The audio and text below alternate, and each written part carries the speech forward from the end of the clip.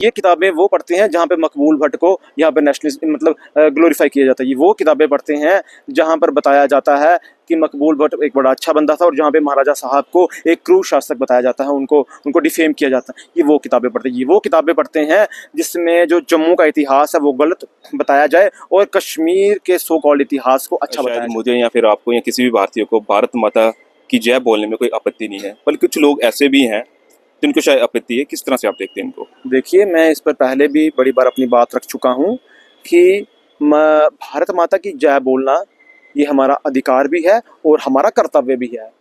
हम जिस जगह पर रहते हैं, जिस भूमि पर रहते हैं, हम उसके ऋणी होते हैं। वो भूमि हमें खाना देती है, पानी देती है, अन्न देती है, हमें रहने की मूल सुविधाएं देती हैं। और जिस देश में हम रह रहे हैं वही हम फल फूल रहे हैं, हमारा भविष्य बन रहा है। तो उस देश के प्रति जो भारत माता, जो एक सिंबॉलिक है कि भारत माता इस देश को हम मानते हैं, उसकी जय बोलने में क्या गुरेज है? आपने तो भारत को रोंद रोंद कर रोंदा है, आपने तो भारत को नोच नोच कर खाया, आपने तो ब्लैकमेलिंग कर करके महाराजा को जम्मू कश्मीर से बाहर निकालने की कोशिश। बताना चाहूंगा कि सबसे बड़े एंटी नेशनलिस्ट, गद्दार, पाकिस्तानी प्रेमी, चाइनीज प्रेमी ये शेख अब्दुल्ला थे, जिन पर कश्मीर कॉन्स्पिरेसी का केस दर्ज हुआ था और उन्हें इसके लिए जेल भी जाना पड़ा था। महाराजा साहब का सम्मान नहीं करते हैं और जम्मू संभाग महाराजा का सम्मान करता है। यहाँ पर हम किसी भी तरह से महाराजा का अपमान बर्दाश्त नहीं। दोस्तों, आप जुड़ चुके हैं जेके पल्स न्यूज के साथ। आज एकजुट की तरफ से एक बड़ा प्रदर्शन किया गया है, मुख्यमंत्री का पुतला फूंका गया है। अजय जी, एक बड़ा प्रदर्शन देखने को मिला है, क्या रीजन है, क्या वजह है? क्या आपको नहीं लगता थोड़ा लेट हो गया ये?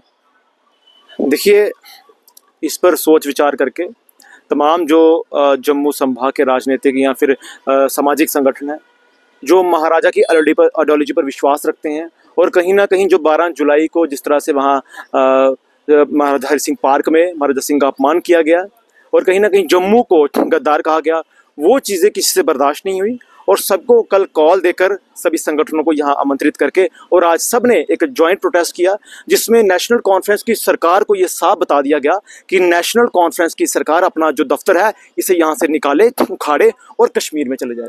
अपनी राजनीति उन लोगों के बीच में करे जो लोग महाराजा साहब का सम्मान नहीं करते हैं और जम्मू संभाग महाराजा का सम्मान करता है। यहाँ पर हम किसी भी तरह से महाराजा का अपमान बर्दाश्त नहीं करेंगे।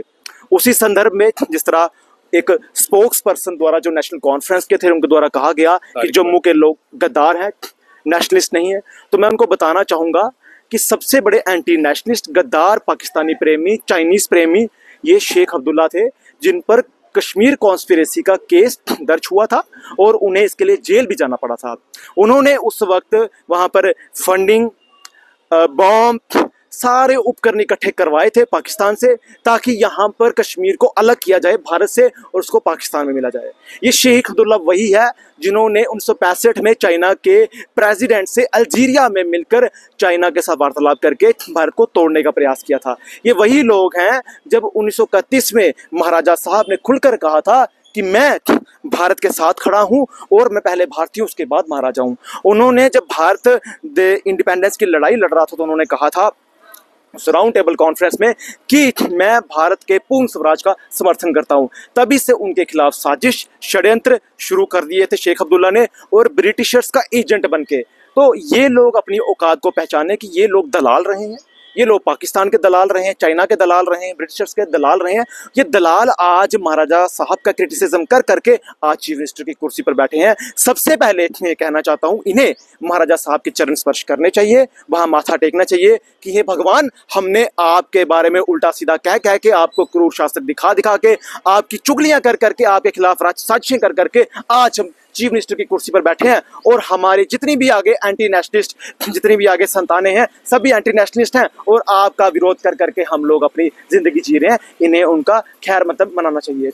और अगर बात करें फारूक अब्दुल्ला की तो वो भी एंटी नेशनलिस्ट, और अगर शेख उमर अब्दुल्ला की बात करें तो वो भी कहते हैं कि अब स्टेटहुड की मांग वो ट्रंप से कर रहे हैं। तो आप देख लीजिए, जो गद्दार हैं वो आज जम्मू के राष्ट्रवादी समाज को सिखाएंगे कि आप लोग गद्दार हैं, आप हिंदुस्तान के विरोधी हैं। इस नेशनल कॉन्फ्रेंस ने कौन सी कुर्बानियां दी? देश के लिए बताइए।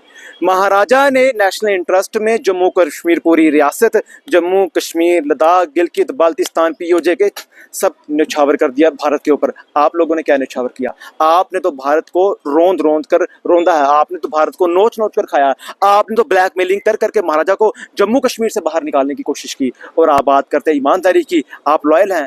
मुझे लगता है इनसे ज़्यादा घटिया, इनसे ज़्यादा एंटी नेशनल लोग कहीं नहीं है। और महाराजा साहब का कंपैरिजन तो मुझे लगता है कि इनके साथ नाम जोड़ना भी नहीं चाहिए। उस इंसान का डंका तो लंदन तक बजता है, जहाँ पे लंदन तक लोग कहते हैं कि महाराजा साहब कितने स्वाभिमानी थे और कितने मतलब ऐसे महाराजा, जहाँ पे पूरे देश की जितनी भी रियासतें थी, जहाँ महाराजा थे या निज़ाम थे, कभी उन्होंने भारत का समर्थन नहीं किया। सबसे पहले महाराजा ने किया। हमें गर्व है कि हमारे पूर्वज महाराजा हरि सिंह है, हमें गर्व है कि हमने भारत का झंडा उठाया है। और जिन्हें गर्व नहीं है वो लोग चले जाएं पीओजे के पाकिस्तान में, भूखे नंगे पाकिस्तान में, साथ में मुफ्ती को भी ले जाएं जो कहती है कि कश्मीरी पंडित अपना दर्द भूल जाएं।